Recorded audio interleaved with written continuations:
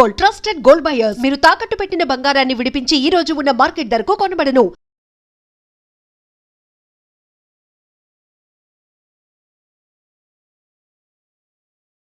ఇప్పుడు ఎన్టీ రామారావు గారితో మీకు ఇప్పుడు ఆ సినిమా ద్వారా జరిగింది, మళ్ళీ రామారావుతో మీకు సర్దుకుందండి తర్వాత రోజుల్లో? అంతేనా? అలాగా మళ్ళీ ఇంకెక్కడ కలయిక?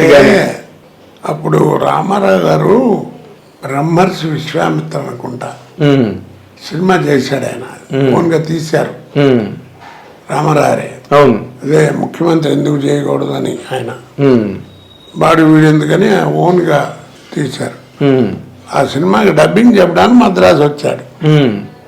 చెప్పి వెళ్ళిపోతూ ఎయిర్పోర్ట్లో యాక్చువల్గా ఆయన వచ్చారంటే 100 మహాత్ములు వస్తారు కదా. అవును కదా. 25 మంది పక్కన మంచి ఆజానుబాహు, పచ్చని డ్రెస్సు, సన్యాసిని వచ్చేకు పోగు, కిర్రి కిర్రి కిర్రమంటూ చెప్పులేసుకుంటూ వస్తున్నారు. ఆ క్రితం రోజు ఏంటంటే మద్రాసులో ఈ ప్రొడ్యూసర్స్ కౌన్సిల్ లాంటిది ఏదో పెద్ద మీటింగ్ జరిగింది. దానికి హైదరాబాద్ నుంచి వీళ్ళందరూ పెద్ద పెద్ద వాళ్ళందరూ కూడా వెళ్ళారు, ప్రొడ్యూసర్లు అందరూ. ఓకే. సరే, అందరూ ఇటు ఓళ్ళు ఉన్నారు, ఆయన అట్లా వస్తున్నారు, రామారావు వస్తున్నారు, ప్రతి ఒడు అటే చూస్తున్నారు. అట్లా నాకు ఎందుకు వచ్చిందో ఐడియా, కావాలన్నా సూట్ కేసు అక్కడ పెట్టి మన విజయ్ చంద్ర లేడు, అతనున్నాడు నా ముందు, మరి అతను గుర్తుందో లేదో, సూట్ కేసు అక్కడ పెట్టి ఒక్క నిమిషం సూట్ కేసు చూస్తుండ అన్న. ఏంటంటే బాత్రూమ్ అన్నాడు. ఇప్పుడే వస్తానని వెళ్ళిపోతాను. వెళ్ళి రామారావుకి నమస్కారం సార్ అన్నాను. అందరూ అట్లా చూస్తున్నారు, అయిపోయాడు ఎండి కొడుకు చంపేస్తాడు ఆయన. ఆయన కావాలన్నా ముందు అని గుర్తుపట్టాం బ్రదర్, విన్నాను మీరు చాలా మంచి ఆర్టిస్ట్ అని విన్నాను.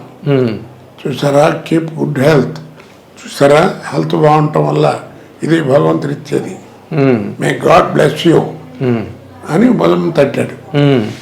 ట్రక్ని కాళ్ళదండం పెట్టేశాను, వేసి వచ్చేసాను. వీళ్ళందరూ వేసినప్పుడు నన్ను అడిగిన వాళ్ళందరిలో చాలామందిని వేస్తున్నప్పుడు షూటింగ్ చూసి అబ్బా ఏం చేస్తున్నాడు రా అన్న వాళ్ళే. ఏం బుద్ధి ఉందో లేదు నీకు, సాచోటి పీస్తే ఏమయ్యేవాడు, ఆయన మహానుభావుడు ఊరుకున్నాడు, ఆయన పర్సనల్ పీకే అంటున్నాడు, చెంప పగిలిపోయి మొహం చచ్చేవాడి అంటే మొదలెట్టారు. సరే, విని విని 5 నిమిషాలు ఆగి, మీలాంటి దిక్కుమాలిన ముండావడులతో రోజు తినే దిట్లు ఓ దెబ్బ కొట్టాడు అనుకోండి, అకౌంట్ క్లోజ్ అయిపోతారా? అంతే కదా, అంతే.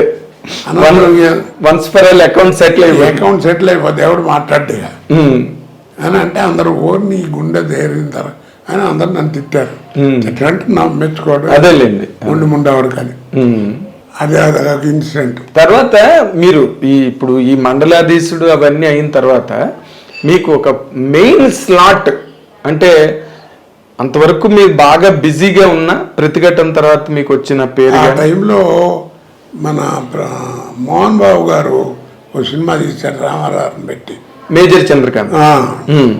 దాంట్లో 3 రోజులు డేట్ అని చెప్పి 2500 చెక్ కూడా పంపించాడు మోహన్ బాబు గారు. అమ్మయ్య అనుకున్న మహానుభావుడితో వేషం దొరికిందిలే అని. అది పరుచూరు గోపాలకృష్ణ నేను వేయాలని చెప్పి లేకుండా ఆయన వేసాడు. సో అలా మిస్ అయిపోయింది రామారావు. మిస్ అయిపోయింది. ఆయనతో ఒక్కడితేనే చేయలే నేను ఇండస్ట్రీలో.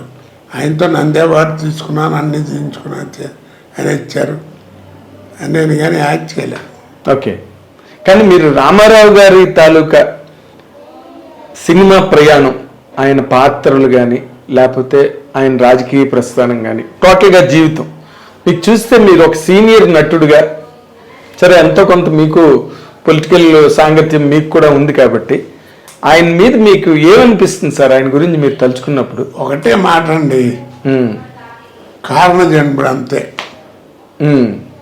మళ్ళా ఇంకో రామారావు పుడితే తప్ప ఎన్టీ రామారావు లేడీ,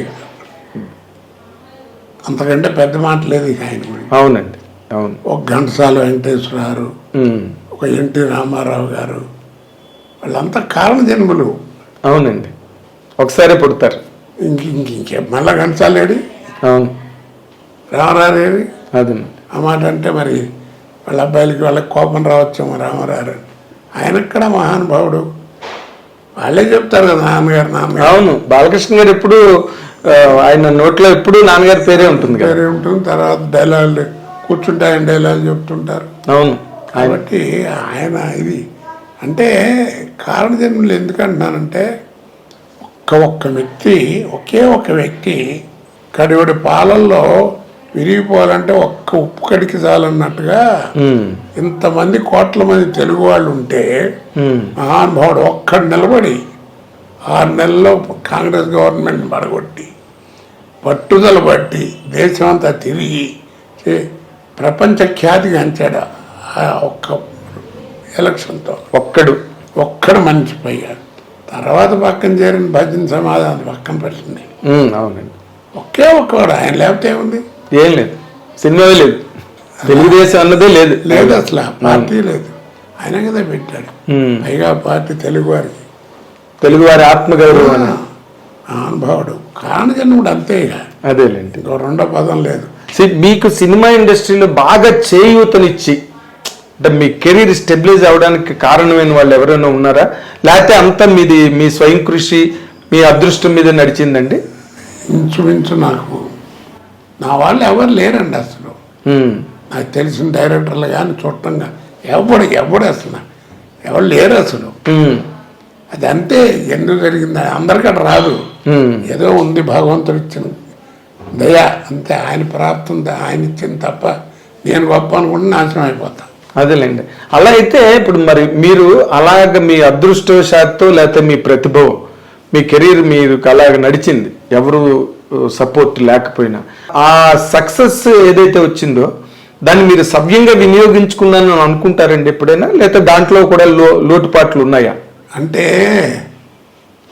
ఏదన్నా 2 డేగులు ఎక్కువ తింటాం ఇలాంటివి తప్ప రెండో గొడవ లేదండి అసలు నాకు. యథార్థంగా చెప్తున్నాను. ఇప్పుడు ఈ ఫోటోలు అన్నీ ఉన్నాయి కదా, ఈ గెటప్లు ఉన్నటువంటి ఫోటోలు, మామూలు ఫోటోలు బోల్డ్ ఉన్నాయి. ఆ రోజుల్లో ఏంటంటే ఈ చెక్కల మీద ఉండేవి 100 డేస్ ఇవన్నీ. అవును. కొంచెం చెదబట్టి పాడైపోయాడు. సరే మీకు తెలుసు కదా, నాకు మా అబ్బాయి పోవటం. అవునండి. వాడు ఇవన్నీ కాస్త బాగున్న వాటన్నిటి ఫోటోలు తీసి ఇది చేయించి పెట్టాడు. అవునండి. 14 ఏళ్ళు ఇది పెట్టి 14 ఏళ్ళైంది. 14 ఏళ్ళు ఎలా ఉంది? అదేలేండి. అంటే లోటుపాట్లు మీరు ఏం ఫీల్ అవ్వట్లేదు? వెనకాతలకు ఒకసారి వెనక్కి తిరిగి చూసుకుంటే అరే నేను ఆ పొరపాటు చేశాను. పొరపాటు అంటే నాకు పనే ఉందండి. ఇప్పుడు నాకు అంటే గొప్ప చెప్పడం కాదు. ఇప్పుడు నా పక్కన కనీసం ఒక 50 మంది లేడీస్ వేసుంటారు. వాళ్ళ ఫోన్ నెంబర్లు కానీ వాళ్ళతో మాట్లాడటం అంటే షూటింగ్లో తప్ప అట్లాంటి గొడవలు నాకు అసలు ఆ గొడవలే లేవు. నేను నాటకాల దగ్గర నుంచి కూడా ప్రొఫెషన్లో ఉన్న వాళ్ళతో జాగ్రత్తగా ఉండాలి. ఓకే. అది నాకు మా అన్నయ్య నేర్పినటువంటి విద్య. నా ఫస్ట్ గురువు మా అన్నయ్యే. రే తోటి కళాకారులు ఎవరైనా సరే నిత్య చేసేవాళ్ళు, ముఖ్యంగా ఆడవాళ్ళు ఉంటే చాలా జాగ్రత్తగా ఉండాలి, లేకపోతే కెరియర్ పాడైపోద్ది అనేవారు. ఊరికే మాట్లాడటానికి ఏమో జోకులు మీకు తెలియదు. అదే ఎక్కడ కూర్చున్నా 10 మంది చేస్తారు.